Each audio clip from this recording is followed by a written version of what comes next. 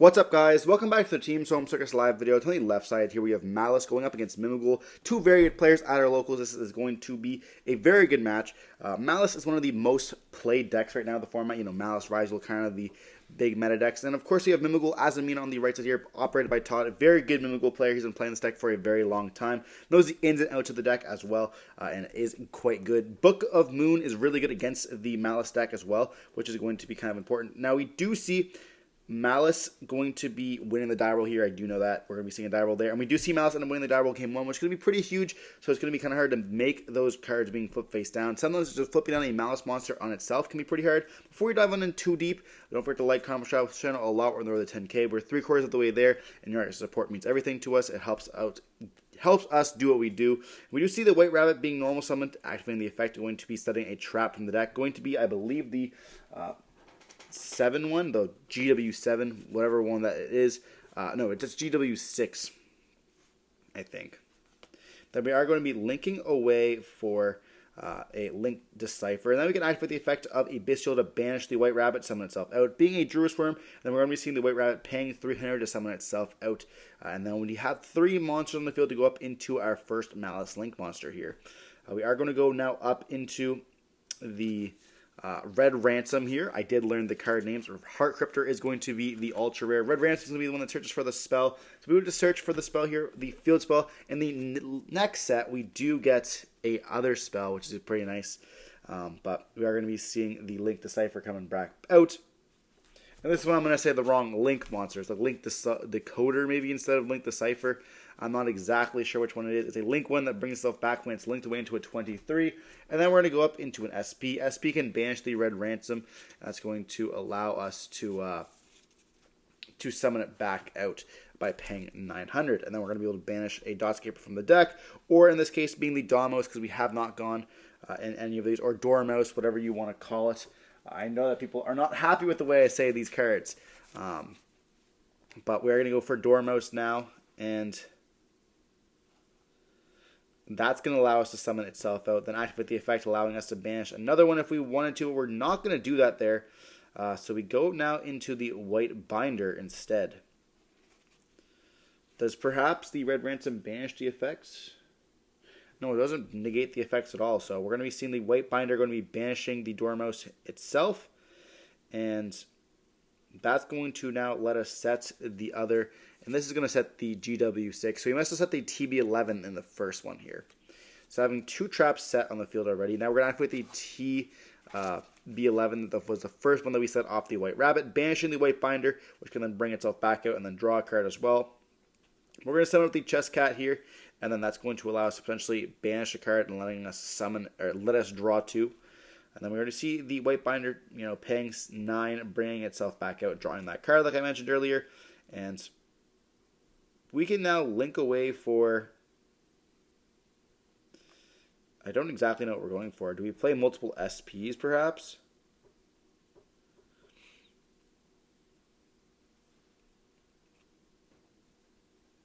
I know we banished an SP, so we don't want to get it taken with a Dark, because Dark is played in Mimighoul on occasion. Especially when you're playing the Azamina stuff. They do take a second to read the GW6, but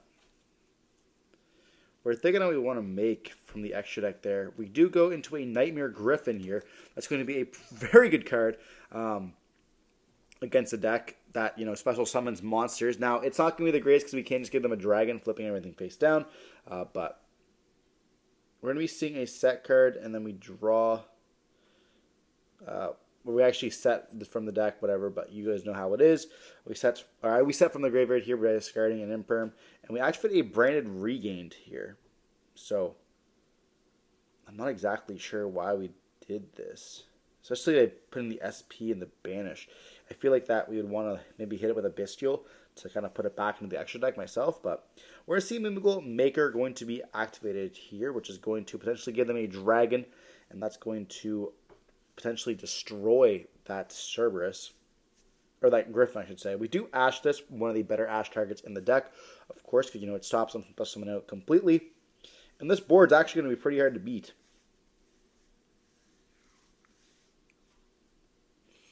And I'm going to see a Thrust going to be activated, and We don't have a response to this. I'm also playing through the imperm column without even having a monster on the field. You can't even get imperm at this point.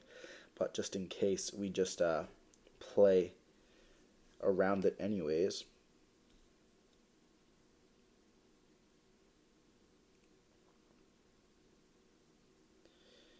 We're looking through our deck. I don't exactly know what we can go for. Maybe a terraforming to go up into something else, for the dungeon. Dungeon can search. We do see the terraforming being searched now, and then we are going to go up into the dungeon. But this is not going to be enough, I don't think. Other than if we already have dragon in the hand, maybe we can give them dragon, activate. So we do search for a dragon, or search for a dungeon here. Dungeon will then search for the dragon. We all kind of know how it is. He's getting one step ahead of himself, so we do know what the dungeon is going to be searching here for that dragon. Terraforming search for dragon is kind of wild, but that is the thought process. You only have one search target in your deck for the terraforming anyways, but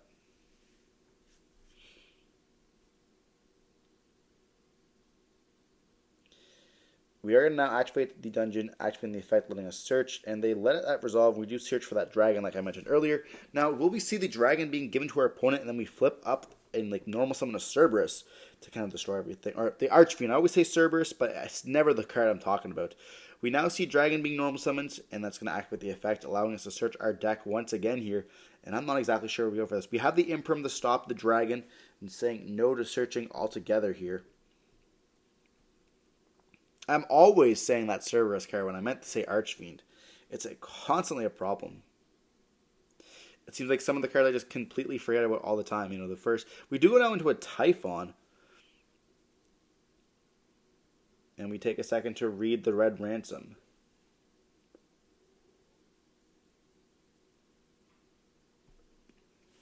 Now, fun fact, that Typhon's actually having its levels switched, which is going to be still 29, so it's not going to make that much of a difference. But it's just kind of funny there. I don't see a world where Mimighoul ends up making it. We do go battle phase over the Griffin, and then we can potentially bounce the Red Ransom back into the extra deck. It's just funny that, it does have an actually important effect, the Red Ransom, but a lot of times it can just come up a little bit better by, even if the Druid's Forms or Magnamuts, they essentially put them down to 2000s rather than the 25, and it is a pretty good effect. So we're now going to bounce back the Red Ransom here, and we do summon the Druid's Form off of the spell there. It just gives us a free summon out. What else can we say about it? It doesn't really, there's no bad sides of this. So now we bounce back the Red Ransom to the extra deck with the Typhon, and our turn's going to be just pretty over by setting 2 cards and passing on it. So we are going to be potentially thinking in the end phase we're going to see the GW6 going to be activating, and that's going to allow us to summon back out from the graveyard. Going to be the White Binder. White Binder can then activate the effect of banishing cards in the graveyard, and we're going to be going with that Maker for sure, getting rid of that, because that's has the ability to flip up a monster, I believe. And then we can go for the White Rabbit as well as the Griffin, putting back the Griffin into the extra deck, and then having the White Binder summon itself out by paying another 300.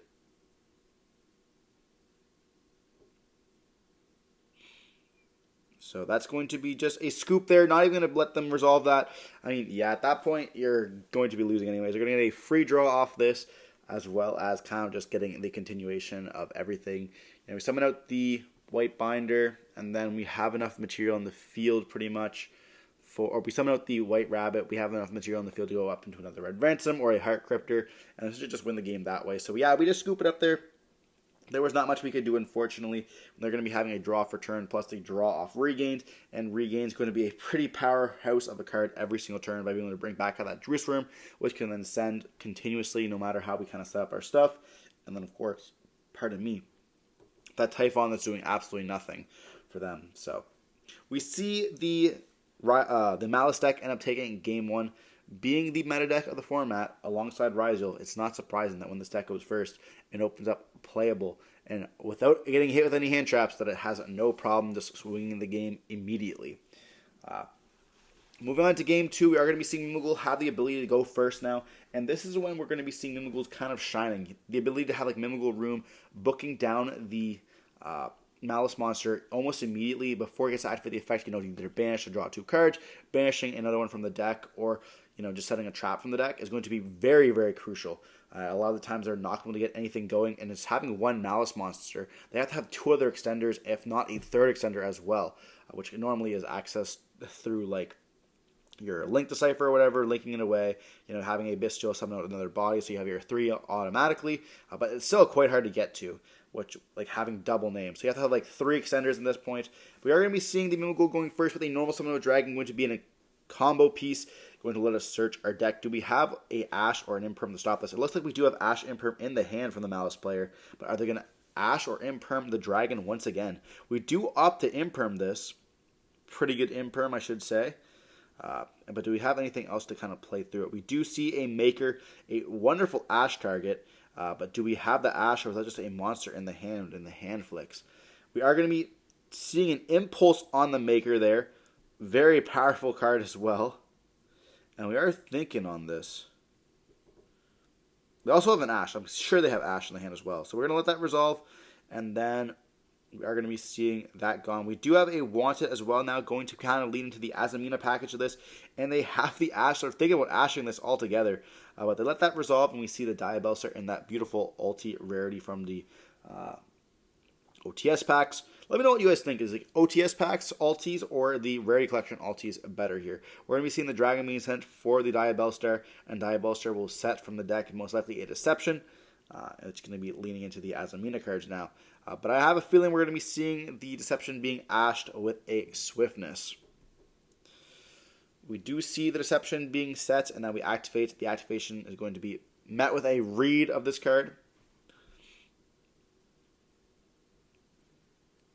The Deception cards are really cool, or actually Azamina cards are really cool. We're going to see the Azamina or Deception activate, and they are thinking on this. We're going to be tributing off the Diabell, and they do have the Ash, the 3rd hand trap, and we just go now for a thrust. Finally being able to thrust because we have activated that Ash using the 2 trap cards and then the monster effect. Finally, we have the thrust. You imagine if they didn't have thrust and unfortunately just had to pass turn on that there.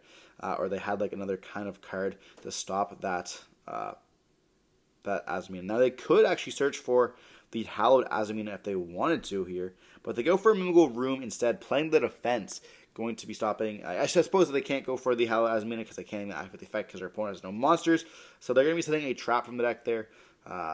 But this is going to be a very defensive card against the deck, as well as having the ability to do stuff as well. We see another set, and there's a pass turn, and now we're going to be left on 2 cards. Or 3 cards here for the Maliss player, and trying to face down a copy of the Room. So we see the terraforming of themselves, searching for the Maliss Underground. This is going to be an extender here, which is going to be pretty nice, and we do just activate it. So perhaps not having a starter in the hand and forcing to use the extender as a starter, which is also kind of cool that they have the abilities to do that there. The new Maliss monster coming out in the next set also has the ability to do that, which is pretty cool. So we're going to see the Dormos going to be banished, and then we're going to be paying 300 to summon itself out, and this most likely will be met with a Room booking it face down before it gets to activate the effects altogether. We do see that known Room being flipping up to flip down that Dormouse, and they are thinking on this. And did we just scoop at this point? They do have an Ash Blossom in the hand, so we could potentially Ash this. But they take a second to read the dragon, and that's going to be good. We're going to be seeing the Mimighoul Master being summoned in that beautiful QCR rarity, booking the Dormos altogether. I wonder what they're saving the Ash for. Perhaps the Deception, once again, knowing the grind game is going to be a very real thing. Or they just did not realize that you summon from the deck with that, maybe, because they did ask about it. So we're going to be seeing the Master then going to activate the effect, allowing us to search, and it looks like they did not know that it does do that and then flip, so it's like one or the other. We see the dragon being searched off of the Master, so that definitely I feel like was a misplay. Maybe we should have ashed the Room if we would have read the card correctly, and then we just scoop it up, realizing the game is going to be lost. They have so much going. I don't think the other card in the hand was very good either, so we see that there. Kind of unfortunate when you do misplay. It does cost you the games on occasion, but that's just going to be kind of a Yu-Gi-Oh! You just misplay, and that's going to be it. You live and you learn, especially when you're playing against a rogue deck like Mimighoul. You sometimes just have to learn the cards themselves, which is very important. Like, you see a lot of the players, they'll play really good against, like, Ryzeal, they'll play really good against Maliss, and you have these decks like Mimighoul, or you have, like, Azamina, and, like, a lot of players don't know the ins and outs of these decks, and they have, like, these really interesting cards, like Mimighoul Room, which doesn't see as much play, but it's a crazy card, or even, like, the Azamina Deptor, like, it's a crazy card, or the new Azamina card, the Elzethi Azamina White Forest, that card's insane. Being able to search for any Sinful Spoils if it's sent to the graveyard as a synchro monster, and then having the ability to fusion summon what's on the field. It's like, this card's honestly very, very good. And if you just don't know that the card kind of exists or what it even does, you can actually get caught off guard quite easily with it, That's why I like with the Chimera deck, because it's kind of like a pile deck where you have so many different engines you can lead onto, and your opponent never really knows exactly where it's going to, especially with the Fiendsmith lines as well. And then you can, like, dump the Fiendsmith cards without even having to use the whole Fiendsmith package. You have the ability to go for, like, the Necrom and into the gold. You have the Hollow Azamina, using the Veilers that you have in a hand to go up into the Azamina Synchros, and then get to search and stuff like that, and then they have them in the graveyard because you then have like a 6 and an 8. You synchro up into a level, or I guess you have a 6 and a 2. You synchro up into something like an 8, and then of course you get because it's also a tuner, which is so stupid as well. I guess it's on a tuner, so it's a little bit harder to get into that there unless you have like a synchro, or you have like an 8, and then you go up into like the Chaos Angel and stuff like that. But it's pretty cool to see how it kind of goes, and then you have the fusion effects. But then if it's used for a synchro material, you get to get the effect to search for a Sinful Spoils card. Just like, that's all crazy. Like, all off one card. What? But this is all about Mimighoul and the Maliss deck here. So diving on back into Game 3, Maliss will have the advantage of going first. We saw so far those hand traps being quite nice, and it looks like they just passed turn on this. We're going to see Wanted going to be activated in the draw phase now from Mimighoul. This is not a good sign. I did see Dotscaper in the hand there, so not quite surprising that we do kind of brick, as well as an Ash and a Nib, and potentially an Imperm as well. So looking like another triple hand trap hand here. We're going to be seeing the Wanted being sent to the graveyard for the Diabellstar. Diabellstar is going to be met with that Imperm there, saying you do not get to search for any more of your Deceptions. I don't want no Omni on the field at all here. We just take the battle damage now, taking the damage from the Diabellstar, setting 1 and then passing on this.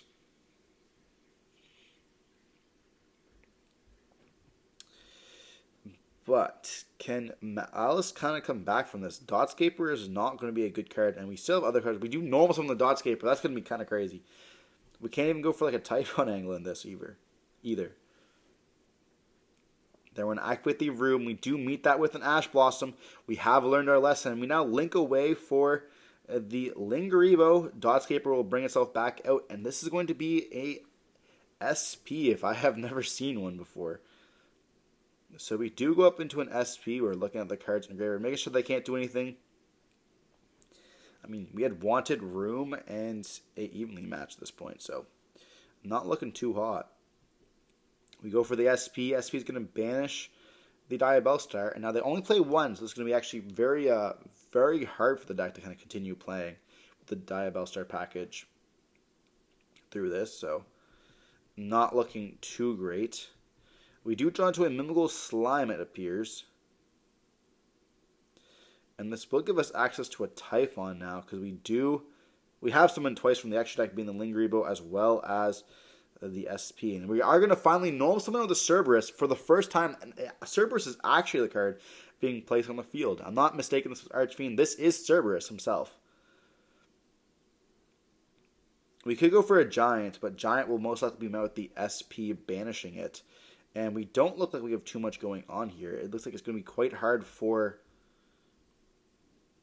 the Mimighoul player to kind of continue. We go up into the Giant Mimighoul, and they are going to take a second to read that as well in the QCR rarity here.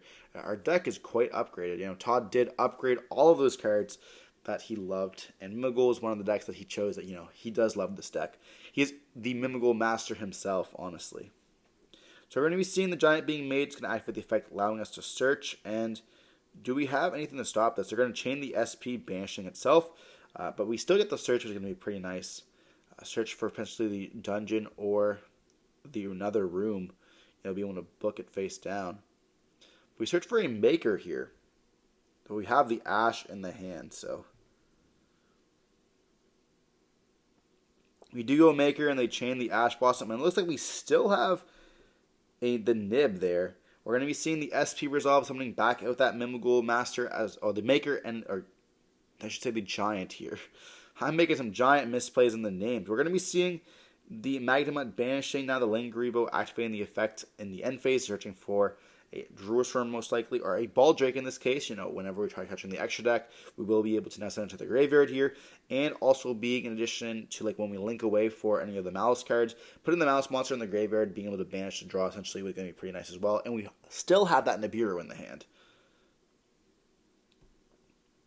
So we see a giant Mimighoul against the world here, which is going to be pretty unfortunate, but I don't exactly know how we're planning to kind of come back from this. We can slowly start to beat down our opponent by beating over the giant, beating for 16, and there's not much they can do about this unless they open up multiple Mimighoul monsters. And they have 2 cards in the hand. We give them the Nibiru, so we're feeling pretty safe honestly at this point.